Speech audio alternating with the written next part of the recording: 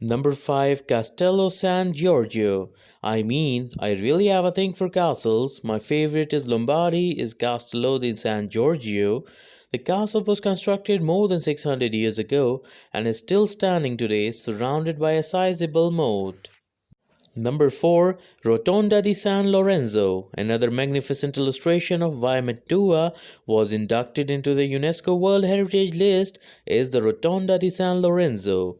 It's just very special. The Rotonda, the oldest chapel in all of the Mantua, was once devoted to the goddess Venus.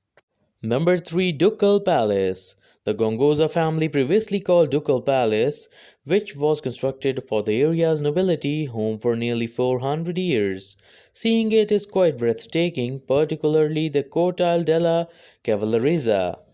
Number 2, Palazzo T. The Palazzo T is located just outside of Mantua's historic center.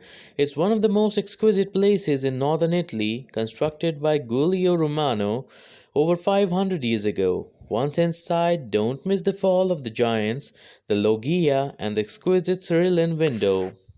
Number 1, Basilica di Sant'Andrea. This stunning basilica took more than 3 centuries to complete, having been built in the 15th century. Once you are in Piazza Mantegna, getting to the entire gorgeous edifice is quite simple. There is a legend that the basilica contains a vial of sacred blood that was verified as genuine about a millennium ago.